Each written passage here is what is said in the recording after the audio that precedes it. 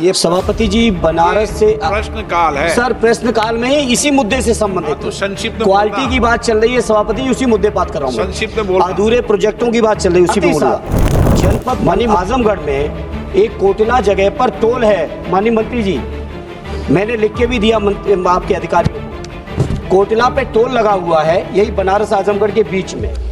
वहाँ टोल वालों का इतना आतंक है कि वहाँ पे जो आपस में लिंक रोड्स बने हुए हैं लोकल आजमगढ़ के अंदर के संपर्क मार्ग, उन संपर्क मार्गों पर बैरियर डाल दिया है। टोल वालों की इतनी आतंक गुंडई चल रही है वहाँ पर कि बच्चों की स्कूल बसें भी उस संपर्क मार्ग से नहीं गुजर पा रही हैं।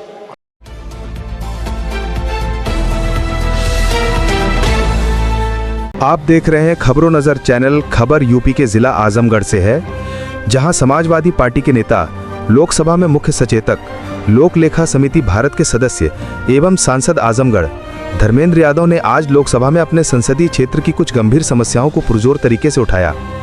उन्होंने सरकार एवं मंत्री का ध्यान आकृष्ट कराते हुए कहा कि आजमगढ़ से वाराणसी का मार्ग जो लुम्बिनी तक जाता है विगत 10 वर्षों से बना है, परंतु आजमगढ़ वाराणसी के बीच जनपद जौनपुर में लगभग 18 किलोमीटर आज भी 2 लेन है, जबकि बनारस से लेकर लुम्बिनी तक यह बौद्ध सर्किट के अंतर्गत ये सड़क आती है और इस 18 किलोमीटर चलने के लिए घंटों समय लग जाता है। उन्होंने मंत्री जी से इस छूटे हुए 18 किलोमीटर सड़क को भी जल्द से जल्द 4 लेन करने का आग्रह किया। इसके साथ ही उन्होंने माननीय मंत्री का ध्यान आकृष्ट करते हुए इस सड़क पर लगे कोटिला टोल प्लाजा का भी मामला उठाते हुए कहा कि उक्त टोल कर्मियों ने इतना आतंक मचा रखा है कि आजमगढ़ से आसपास के जो लिंक रोड बने हुए हैं उस पर टोल वालों ने लोहे का बैरियर लगा रखा है, जिससे आजमगढ़ के लोगों को बहुत परेशानी हो रही है और अगल बगल के लोग उन संपर्क मार्गों पर चल नहीं पा रहे हैं। इतना ही नहीं, स्कूल की बसें भी संपर्क मार्गों पर नहीं चलने देते हैं, जिससे छोटे छोटे बच्चों को भी इन कठिनाइयों का सामना करना पड़ रहा है। उन्होंने मंत्री जी से एनएचआई के इस आतंक को खत्म करवाने का भी अनुरोध किया है। पूर्व में नियुक्त शिक्षकों के ऊपर टेट की अनिवार्यता पर भी उन्होंने कहा कि जिस तरह से टीईटी के माध्यम से पूरे देश के तकरीबन 25 लाख और अकेले उत्तर प्रदेश के 2 लाख से ज्यादा शिक्षक आज पूरी तरह से असुरक्षा के भाव में हैं, जबकि अनिवार्य शिक्षा अधिनियम 2009 के आने के बाद यह तय हुआ कि अब टेट परीक्षा के बाद ही कोई शिक्षण कार्य कर पाएगा, लेकिन उससे पहले के लिए प्रावधान रहा कि जो पहले के नियुक्त शिक्षक हैं उनको ये परीक्षा पास किए या नहीं किए, उस समय की जो सेवा शर्तों के अनुरूप जो नियुक्ति मिली है उसी के अनुरूप वो सेवाएं करेंगे। लेकिन 1 सितंबर 2025 को माननीय सर्वोच्च न्यायालय का एक फैसला आया जिसमें पूर्व नियुक्त शिक्षकों को टेट पास करना अनिवार्य कर दिया है। उन्होंने इस बात के लिए कहा भी सर्वोच्च न्यायालय में केंद्र सरकार और राज्य सरकारों की कमजोरी पैरवी के कारण आज देश के 25 लाख से ज्यादा शिक्षक और उनके परिवार पूरी तरह से परेशान है। इससे मेरी सभापति जी आपके माध्यम से सरकार से अनुरोध है, संविधान संशोधन लाकर, अध्यादेश लाकर देश के 25 लाख शिक्षकों और विशेषकर उत्तर प्रदेश के 2 लाख शिक्षकों का भविष्य सुरक्षित करें। धन्यवाद अध्यक्ष जी। आपके माध्यम से माननीय मंत्री जी से अपने क्षेत्र की कुछ गंभीर समस्याएं जो इसी चीज़ से संबंधित हैं उनके बारे में उठाना चाहता हूं।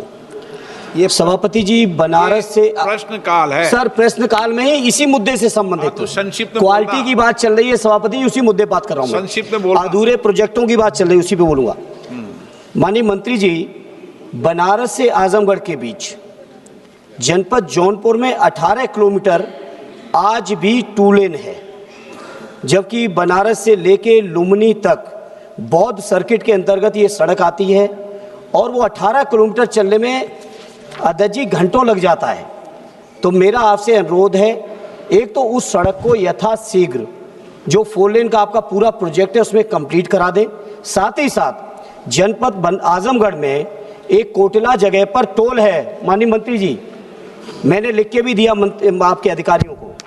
कोटिला पे टोल लगा हुआ है, यही बनारस आजमगढ़ के बीच में।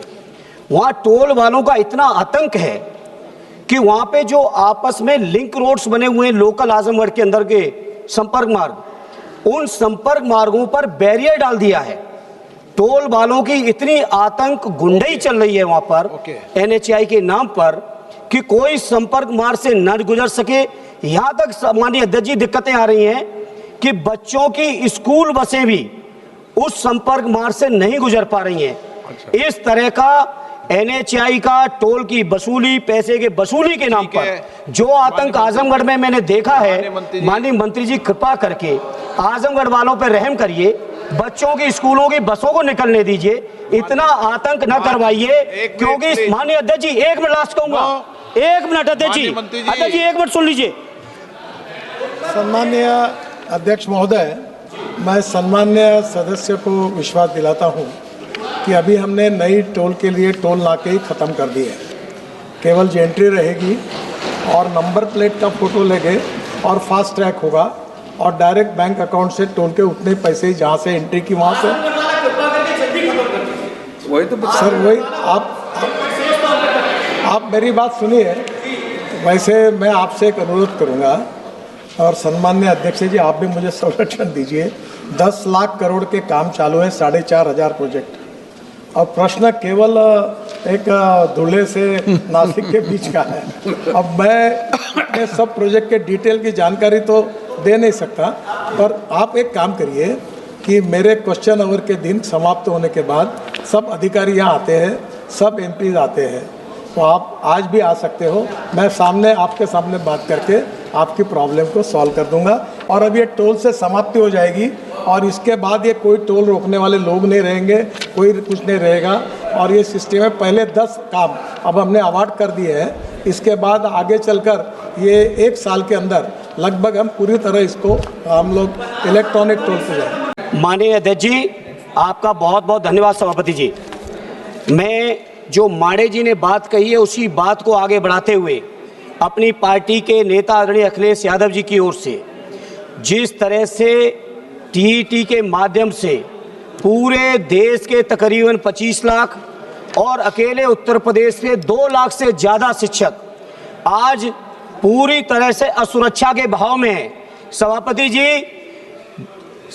जी, अनिवार्य शिक्षा अधिनियम 2009 के आने के बाद ये तय हुआ कि टीईटी की परीक्षा के बाद ही कोई शिक्षण कार्य कर पाएगा, लेकिन उससे पहले के लिए प्रावधान रहा कि जो पहले के जो शिक्षक हैं उनको ये परीक्षा पास किए या नहीं किए, या उस समय की जो सेवा शर्तों के अनुरूप जो नियुक्ति मिली है उसी के अनुरूप वो सेवाएं करेंगे।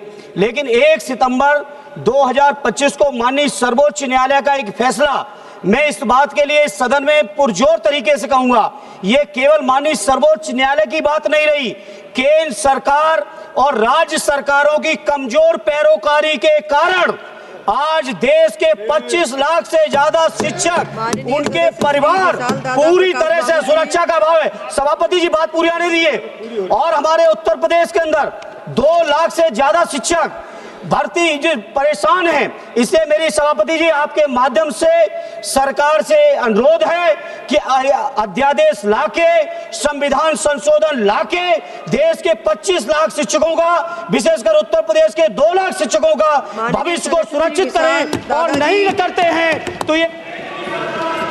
Thank you. Through you, Chairperson, Madam, I would like to draw the attention